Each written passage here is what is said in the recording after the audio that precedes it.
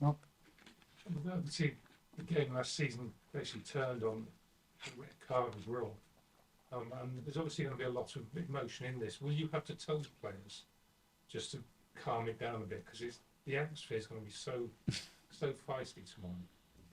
It's the same as the question with Gabriel. Is that mixture? You have to play with that level of emotion, but you have to obviously play with clarity in your brain to understand what is the best thing to do in every moment, and the players have to make those decisions. It's going to be probably the fiercest rivalry. The atmosphere in the stadium is going to be absolutely red hot tonight, isn't it?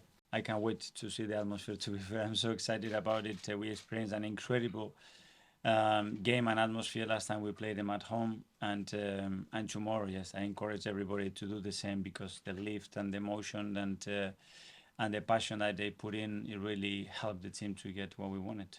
Well, you have to calm yourself down, because we saw in those videos how emotional you get before games sometimes. You almost have to say, bring yourself down, or you still be trying to fire them up and give them all there. I can answer that question tomorrow after the game. I don't know how will I feel in the moment in the dressing room, how I feel the temperature in that dressing room, what I think is needed, and I will act according to that. Dan? Just on Gabriel Jesus, you had him for 2 weeks, obviously when he wasn't away with Brazil. I just wondered what he was like during that, how he took that setback, and what interactions you had with him. He's incredibly humble.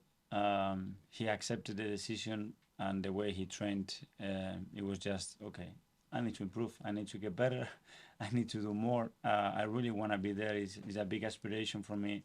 It's an incredible opportunity, and I'm in the right place to do that. So I think we will see that on the pitch again.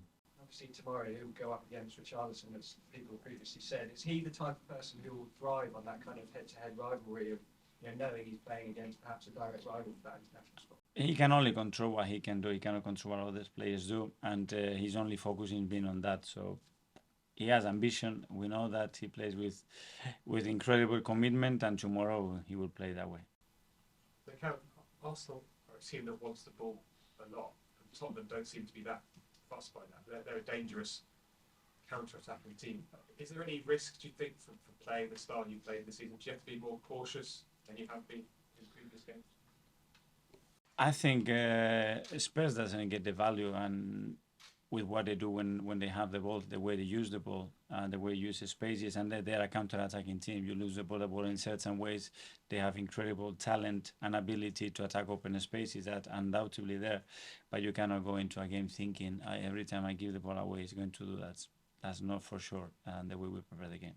You could double down and say this is how we do it, or do you ever tell your players, okay, keep an eye on we show them their strength, and that's obviously a unique strength that they have, probably one of the best teams in the league, probably with another one. Some things are preventable, and some others not, because the individual talent that they have creates a lot of those situations. And we saw on the Amazon documentary, obviously, what we saw in the dressing room after the game, Rob, when he was sent off, and clearly had a big impact. Is there any sort of mental scarring, do you think, from that kind of game? Every defeat has a scar, and but as well, I think it has a big learning point if you want to use it in the right way, and that experience hopefully made us better as a team. Okay. Do you think Spurs set out to wind you up in that game, Mikel? Sorry? Do you think Spurs set out to wind you up in that game? No, look, in the first 15-20 minutes, I don't think that was the case. Do you think you did get wound up? With? The way that things were going with Son? Someone has to control that, and certainly it's not us. Sorry? You didn't hear? That there is someone else has to control that. I cannot do it on the touchline. So the referee or the own players? You can question yourself, answer yourself. Last one. Mikel, as much as it's a disappointment for Jesus not to get called up for his national side, how much of a benefit is it for you to have extra time to work with him ahead of this game, and Ben White, the other Gabriels too? We don't know. What we had done is try to maximize the time that we had with them to work on certain things that are important for them and try to keep them fit and available and in the right set of minds to compete tomorrow. That's it. Tommy has shown some fantastic versatility since he's come in, and he's played left centre back as well for Japan. I was just wondering where you maybe see his best position long term as. I think he's capable to play one day here and the other way. They're so used to it. His qualities allows him to do that. His intelligence allows him to do that, and we will use him in different positions. Michael, just going back to talking about the 9 games this month, I think in previous Octobers it's been 5 or 6 tops. I mean, it's too many, isn't it? It's incredibly tough, but as well, obviously, there are certain circumstances that have provoked that scenario happening, and we cannot control it. We're going to have to play those games, and that's it. And we have to do it in the best possible way and win. But we've spoken about it a lot in the past about players maybe reaching breaking point or whatever, and we also know that they've known about this World Cup coming for a very long time. There's been time to prepare for it. It's just not been done with players' welfare in mind, has it? Certainly not, and we don't know the outcome of it, and we don't know when the players are going to play that price. Is in the next few months or in the next year? We don't know. But to play that amount of games in that period, especially after November as well, is going to be crazy. Last one, Leith.